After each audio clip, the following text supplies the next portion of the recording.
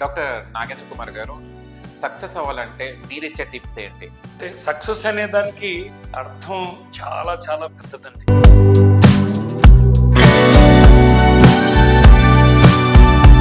Doctor Nagendra Kumar గారు, అసలు business చాలా మంది అనుకుంటుంటారు. అసలు బిజినెస్ లో సక్సెస్ అవ్వాలంటే మీరు ఎలాంటి టిప్స్ ఇస్తారు? మీరు ఏం చెప్తారు? బిజినెస్ అనేది ఒక అనుబంధమైన గోల్ అండి చెప్పాలండి.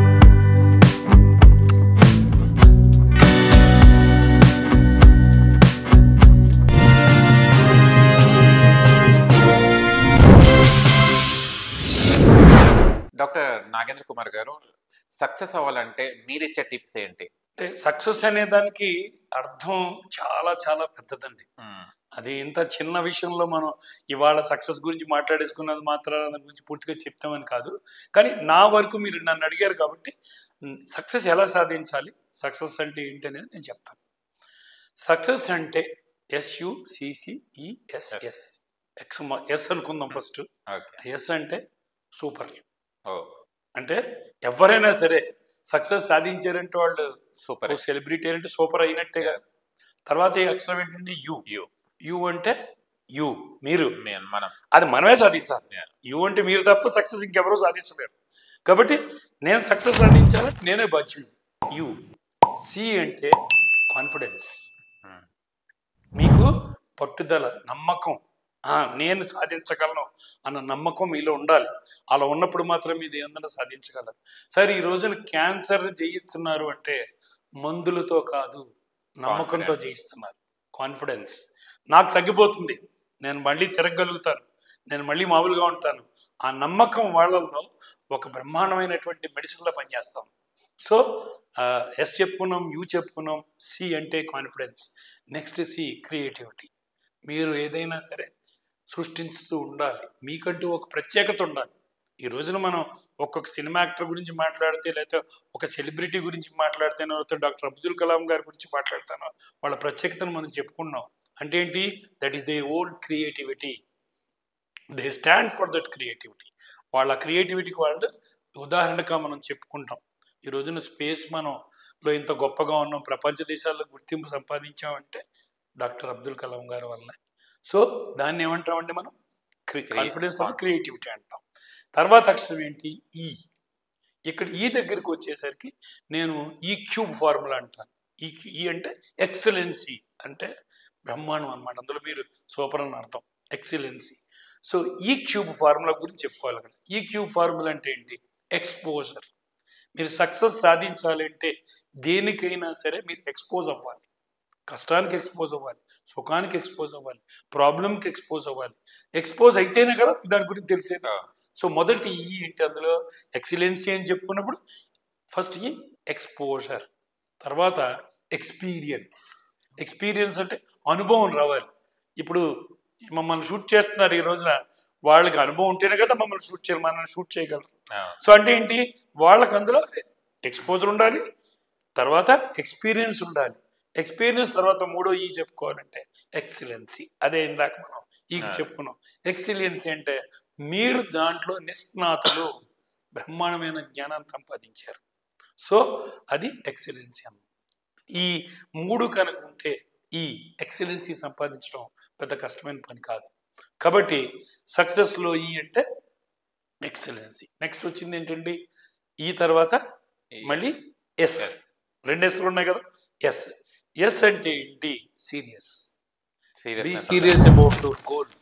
మీరు ఏదైతే సాధించాలి అనుకుంటున్నారో దాని పట్ల మీకు మంచి ఏకాగ్రతతో ఉండండి, ఒక పట్టుదలతో ఉండండి, ఒక నమ్మకంతో ఉండండి. నేను ఇది సాధిస్తానన్న నమ్మకంతో ముందుకెళ్ళండి. అంతేగాని ఏదో నేను చెప్పాను ఇది చేసేస్తాను అని అనుకోవటం కాదు. ఖచ్చితంగా మీరు చెయ్యాలన్న నమ్మకం మీలో ఉంది. ఆ ప్రయత్నం కూడా మీరు మొదలు పెట్టాలి. అది ఎస్. ఇక ఆఖరి ఎస్. ఆఖరి ఎస్ అంటే సక్సెస్. ఆఖరి ఎస్ పైన మొదటివన్నీ సంపాదిస్తే ఆఖరిది వచ్చేది సక్సెస్. సో మీరు విజయం సాధిస్తారు. ఆ విజయం సాధించాలి అంటే ఇది. ఇక నెక్స్ట్ స్టెప్కి వెళ్తే మనం సక్సెస్ అంటే ఏంటో తెలుసుకున్నాం. సక్సెస్ అంటే ఏమేమి ఉంటాయి అందులో? సక్సెస్ అంటే ముఖ్యంగా ఈ గోల్ సెట్టింగ్. ఫస్ట్ స్టెప్ ఏంటండి? Goal setting. మీరు ఎందులోనైనా విజయం సాధించాలంటే మీకంటూ ఒక గోల్ ఉండాలి. ఆ గోల్ లేకపోతే మీరు విజయం సాధించలేరు. ఎందులో సాధిస్తారు విజయం? ఈ రోజున ఉదాహరణ చెప్పుకుంటే Guinness book of world records ఎన్నింటిలో ఉన్నాయండి? అన్నం తినటంలో ఉంది, కోడిగుడ్లు తినటంలో ఉంది, ఇడ్లీలు తినటంలో ఉంది, అన్నింటిలోనూ ప్రపంచ రికార్డులు ఉన్నాయి. సో అతను ఆ లక్ష్యాన్ని నిర్ణయించుకున్నాడు కాబట్టి దాని వైపు పనిచేశాడు ఆ వ్యక్తి, అందులో సక్సెస్ సాధించాడు కదా. గిన్నీస్ బుక్ అంటే సక్సెస్ కదా. అలాగే మనం సక్సెస్ సంపాదించాలి, సక్సెస్ అవ్వాలి అంటే మనం ఫస్ట్ చేసుకోవాల్సింది గోల్ సెట్టింగ్ లేదా గోల్ డిటర్మినేషన్ అని చెప్పండి. గోల్ డిటర్మినేషన్, నా గోల్ లక్ష్యం ఏంటి, నాది నా జీవితం యొక్క లక్ష్యం ఏంటి, నేనేం కావాలనుకుంటున్నాను అది నిర్ణయించుకోండి. దెన్ నెక్స్ట్ గోల్ ఇంప్లిమెంటేషన్, ఆ గోల్ని ఎలా ఇంప్లిమెంట్ చేసుకోవాలి, నేను సాధించాలంటే ఏమేం చేయాలి, ఏం ఫాలో అవ్వాలి అనేది గోల్ ఇంప్లిమెంటేషన్. నెక్స్ట్ మూడోది goal supplementation. Goal supplementation, goal supplementation అంటే ఏంటి? మీరు ఏదైతే గోల్ సాధించాలనుకుంటున్నారో దానికి సంబంధించిన జ్ఞానాన్ని సంపాదించడం, దానికి అనుకూలంగా మీరు ప్రయత్నం చేయటం, ఆ ప్రయత్నంలో ఒడిదుడుకులు ఉంటూ ఉంటాయి, ఎదురు దెబ్బలు తింటూ ఉంటాం, అయినా సరే ఒక మంచి ఆత్మవిశ్వాసంతో, మొక్కవోని ఆత్మవిశ్వాసంతో మీరు ముందుకెళ్ళి ఇది సాధిస్తానన్న నమ్మకం కనుక మీకు ఉంటే మీరు ఖచ్చితంగా మీ గోల్ సప్లిమెంటేషన్ జరుగుతుంది. అంటే ఏంటి? మీ గోల్కి అనుగుణంగా అనుబంధంగా మీరు ఏదైనా సాధించగలిగే ప్రయత్నం మీరు చేస్తారు. ఇక లాస్ట్ ఇది ఏంటంటే గోల్ సక్సెస్, అంటే గోల్ని సక్సెస్ సాధించడం. ఆ గోల్లో మనం ఆ మూడు చేసాం కాబట్టి గోల్లో మనం విజయం సాధించడం జరుగుతుంది. కాబట్టి సక్సెస్కి ముఖ్యంగా మనకు కావాల్సింది goal setting, goal determination, goal implementation, goal supplementation and finally goal success. అలా అయితే మనం జీవితంలో ముందుకెళ్తాం. సక్సెస్ ఎవరో ఒక్కరి సొత్తు కాదు. మీరొక్కరే గెలుస్తారు, నేను ఒక్కరే గెలుస్తాను కాదు, ఎవరైనా గెలుస్తారు. ఎప్పుడు? ఇప్పుడు నేను చెప్పిన వాటిని మనం కనుక ఖచ్చితంగా ఫాలో అయితే సాధించగలుగుతాం. Okay sir, nice. Doctor Nagendra Kumar గారు, అసలు బిజినెస్ చాలా మంది అనుకుంటుంటారు, అసలు బిజినెస్ లో సక్సెస్ అవ్వాలంటే మీరు ఎలాంటి టిప్స్ ఇస్తారు, మీరు ఏం చెప్తారు? బిజినెస్ అనేది అంటే ఒక అనుబంధమైన గోల్ అండి. చెప్పాలంటే అందరూ బిజినెస్ చేయాలని అనుకోరు కదా. చాలా మంది ఇప్పుడు మనం చెప్పే ముందు పేరెంట్స్ మనం చదువుకోమంటారు, కానీ కొంతమంది మాత్రమే బిజినెస్లోకి వెళ్ళి సక్సెస్ అవుతారు. ఇప్పుడు కొన్ని ఉదాహరణలు చెప్పుకుందాం మన బిజినెస్లో సక్సెస్ అయిన వాటి గురించి. ఫ్లిప్కార్ట్ తీసుకోండి. ఫ్లిప్కార్ట్ అంటే యాక్చువల్గా ముందది ఫ్లిప్ అంటే ఇలా తిప్పటం, అంతే. ఫ్లిప్ అంటే తిప్పడం ముందు పుస్తకాలని అమ్మేది ఆ ఫ్లిప్కార్ట్ అనేది. కానీ ఈ రోజున ఫ్లిప్కార్ట్ ఎందులో ఉందో తెలుసు మీకు, వ్యాపారం ఎంత చేస్తుందో మీకు తెలుసు. అలాగే అమెజాన్ ఎంత వ్యాపారం చేస్తుందో మీకు తెలుసు. ఈ చిన్న చిన్న సంస్థలు, అలాగే ఓలా తీసుకుందాం. ఆ ఓలా అనేది ₹1 స్టార్ట్ చేసినటువంటి బిజినెస్ నాకు తెలిసినంత వరకు. సో ఇలాగ మనం అంటే అవి పెద్ద బిజినెస్ లేదు అలాగే సాధించారు అని చెప్పుకోవడమే కాదు, చిన్న చిన్న వాటిల్లో విజయం సాధించిన వాళ్ళు కూడా ఉన్నారు. చెన్నై దగ్గర ఒక చిన్న ప్రాంతంలో ఒక ఆయన వజ్రాల వ్యాపారం మొదలుపెట్టి ఆయన తంజావూరు తర్వాత చుట్టుపక్కల ప్రాంతాలకు వెళ్ళి ఆ చిన్నది అంటే బంగారాన్ని గ్రాము అమ్మి మొదలుపెట్టి వ్యాపారాన్ని పెద్దదిగా చేసి ఈ రోజున మనకి టీవీలో కనపడుతున్న లలిత జ్యువెలరీ అంత సాధించలేనే కదా. అంటే ఏంటి? బిజినెస్ అనేది ఏదైనా సరే అంటే 1000 అడుగుల ప్రయాణం కూడా ఒక్క అడుగుతో మొదలవుతుంది. ఆ మొదలే మనం బిజినెస్. సో బిజినెస్కి వెళ్ళినప్పుడు మనం కొన్ని నియమ నిబంధనల్ని, ఒక క్రమశిక్షణని పాటించాలి. ఎందుకని? బిజినెస్ అనేది డబ్బులతో కూడుకున్నటువంటి విషయం. మీరు ఈ రోజున కొంత పెట్టుబడి పెడుతున్నారు, అది రూపాయి కావచ్చు, ₹1,00,000 కావచ్చు, ₹10 లక్షలు కావచ్చు. అంటే మీరు చేసే వ్యాపారాన్ని బట్టి, మీరు అనుకున్న బిజినెస్ని బట్టి మీ యొక్క పెట్టుబడి అనేది ఆధారపడి ఉంటుంది. ఈ పెట్టుబడిని ఏ విధంగా కాపాడుకోవాలి, ఈ పెట్టుబడిని ఏ విధంగా నేను 2 ఇంతలు చేయాలి, 3 ఇంతలు చేయాలి. అదే మనం ఇంగ్లీష్లో చెప్పుకోవాలంటే 5x 10x 20x అంటూ ఉంటారు. అది ఎలా చేయాలంటే ఏం కావాలి? నేను ముఖ్యంగా చెప్తాను, బిజినెస్కి కావాల్సింది ఫస్ట్ డిసిప్లిన్ అండి. నా దృష్టిలో క్రమశిక్షణ కావాలి. అంటే వచ్చిన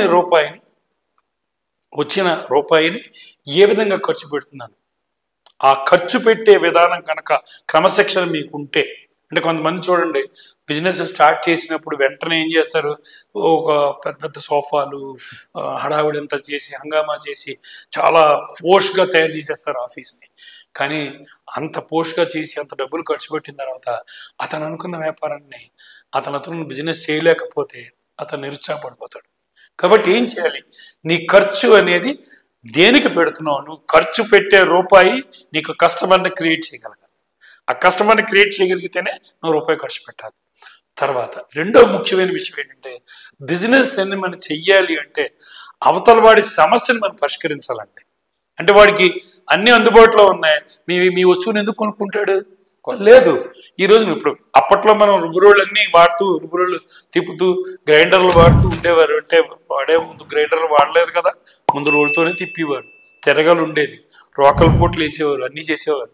మరి దానికి అప్పుడు అదొక సమస్య కింద చూసి దానికి పరిష్కార మార్గం ఏం చేశారు? గ్రైండర్లు మొదలుపెట్టారు, అంటే కొనడం మొదలుపెట్టాం. అలాగే మనం టీవీ చూసేటప్పుడు మనం ఒక ఛానల్ మార్చాలంటే నొక్కుని దగ్గరికి వెళ్ళి నొక్కునేవాళ్ళం. ఈ రోజున మీరు కూర్చుని వాయిస్ మెయిల్తో మీరు వాయిస్తో ఇన్స్ట్రక్షన్తో మీరు ఛానల్ మార్చగలుగుతున్నారు. అంటే మీకు ఒక సులువైన మార్గాన్ని ఇవ్వగలిగింది బిజినెస్ కదా. అలాగే ఈరోజు మీరు వాడుతున్న చరవాణి అంటే మొబైల్. మీరు ఎంత వాడతారో మీకు తెలుసు, మీరు ఎంత వాడుతున్నామో తెలుసు. అది మీ ఒక కంప్యూటర్ని లేకపోతే ఒక ల్యాప్టాప్ని రిప్లేస్ చేసేటువంటి పరిస్థితికి వచ్చాము ఈరోజు. అంటే బిజినెస్ మీకు ఒక పరిష్కార మార్గాన్ని ఇచ్చింది, దాని పట్ల బిజినెస్ పెరుగుతూ వచ్చింది కదా. సో అలాగే బిజినెస్లో రెండోది మనం చేయాలంటే సమస్యను పరిష్కరించాలి. మూడో విషయం, మనం కొత్తదనాన్ని ఇవ్వాలి. కొత్తదనం అంటే ఈ రోజున ఉదాహరణకి ఏసీలు తీసుకోండి. మీరు ఏసీలు మనం ఆన్ అంటే ఆఫ్ అవుతున్నాయి, ఆన్ అవుతున్నాయి. మీ రూమ్ టెంపరేచర్ మీకు అనుకూలంగా మార్చుకుంటున్నారు, మీ ఫ్యాన్ అన్నీ మార్చేసుకుంటున్నారు ఈరోజు. అంటే ఏంటి? నేను కొత్తదనాన్ని ఇచ్చాను మీకు ఆ విషయంలో. అంటే ఏంటి? బిజినెస్లో కొత్తదనం ఉండాలి. ఇక బిజినెస్లోకి దిగిన తర్వాత మనం ఏం చేయాలి? ఈ కొత్తదనం, సమస్య పరిష్కారం, అలాగే ఇవన్నీ మనం చెప్పుకున్న తర్వాత బిజినెస్లో సక్సెస్ సాధించాలి కదా. బిజినెస్ నాకు ₹1 ఆదాయం రావాలి. బిజినెస్ అంటేనే ప్రాఫిట్ గెయిన్. ప్రాఫిట్ని అంటే ఏంటి? లాభాన్ని సంపాదించడమే కదా బిజినెస్. అలా అని ఇందాక ఒక విషయం చెప్పాను, క్రమశిక్షణ అని చెప్పాను. అవతల వాడిని మోసం చేసి ₹1 సంపాదించే బిజినెస్ నువ్వు చేయొద్దు. క్రమశిక్షణతో కూడినటువంటి, నిజాయితీతో కూడిన. నిజాయితీ అంటే సార్ లాభం తీసుకుంటే నిజాయితీ కాదు కదా అంటారేమో. నో, నేను ₹20 వస్తువుని మీకు ₹21 అమ్ముతున్నాను. నేను అబద్ధం చెప్పకుండా అమ్ముతున్నా. మీరు నచ్చితే కొనుక్కుంటారు, లేకపోతే లేదు. సో ఈ సెకండ్ స్టెప్కి వెళ్ళినప్పుడు బిజినెస్లో మనకు కావాల్సింది ఏంటి? కస్టమర్ అనేవాడు చాలా ముఖ్యం. ఏ బిజినెస్కైనా కస్టమర్ ఉంటేనే బిజినెస్, లేకపోతే లేదు. సో కస్టమర్ క్రియేషన్, కస్టమర్ని మీరు ఎలా క్రియేట్ చేసుకోవాలి? ఓకే, 10 మందికి కస్టమర్లు వచ్చారు. ఇప్పుడు మీరు చిన్న టెలిఫోన్, ఇదివరకు ₹1 కాయిన్స్ ఉండేవి, బూతులు ఉండేవి. అక్కడ మనం ప్రత్యేకంగా ఆ బూత్ దగ్గరికి వెళ్ళి మాట్లాడేవాళ్ళం. ఎందుకని? అక్కడ అతను మనం రిసీవ్ చేసుకున్న విధానం, అతను మాట్లాడిన మనతో చక్కగా మాట్లాడిన విధానం, ₹1 మన దగ్గర ఆ రోజు లేకపోయినా సరే రేపు తెచ్చి ఇవ్వండి అని చెప్పేసి ఆ నమ్మకాన్ని, ఆ బిజినెస్ అంటే ఆ నమ్మకాన్ని కలగజేసుకుని నమ్మకంతో ముందుకెళ్ళడం అనేది బిజినెస్ కదా. సో ఇక్కడ ఏం చేస్తున్నాడు? అతను కస్టమర్ని క్రియేట్ చేసుకుంటున్నాడు. సో కస్టమర్ని క్రియేట్ చేసుకోవడం అనేది రెండో విషయం. కస్టమర్ క్రియేట్ చేసుకున్నాక మూడో ముఖ్యమైన విషయం ఏంటంటే కస్టమర్ రిటైనింగ్. ఆ కస్టమర్ మీ దగ్గర నుంచి వేరే చోటకి వెళ్ళిపోకుండా కాపాడాలి. ఏ బెనిఫిట్ వచ్చినా బిజినెస్లో ఆ బిజినెస్ యొక్క బెనిఫిట్ని మనం ఆ కస్టమర్కి అందజేయాలి. రిటైన్ అంటే అతను మనం నమ్మాలి. సార్ నేను మీ దగ్గర తీసుకోవటం వల్ల నాకు ఈ బెనిఫిట్ వచ్చింది. చూడండి, అప్పుడప్పుడు సార్ మనకి కొంతమంది ఉంటారు, ఈ కొత్త ఇది వచ్చిందండి, ఇది వచ్చింది, ఇది మీరు వాడుకోవచ్చు, ఇలా చేయొచ్చు అని మనకు ఫోన్ చేసి చెప్తూ ఉంటారు. అంటే ఏంటి? అతనికి మన మీద నమ్మకం, మన మీద అతనికి నమ్మకం కలుగుతూ ఉంది. అప్పుడు మనం ఆ నమ్మకంతో పాటు ఆ కస్టమర్ని రిటైన్ చేసుకుంటున్నాం. తర్వాత కస్టమర్ని రిఫర్ చేయాలి. అంటే ఏంటి? మీరు సాటిస్ఫైడ్ కస్టమర్ నా దగ్గర ఇంకో కస్టమర్ని రిఫర్ చేస్తాను, పలానా నాగేంద్ర కుమార్ దగ్గరికి వెళ్ళు, అక్కడ కొనుక్కో అని చెప్పేసి. సో ఇలాగ కొన్ని మనం మెళకువలను కనుక పాటిస్తే ఏ బిజినెస్ అయినా కూడా సక్సెస్ సాధిస్తుంది. అలాగే బిజినెస్లో ఓడిపోవడం అనేది జరగదండి. Okay sir, thank you sir.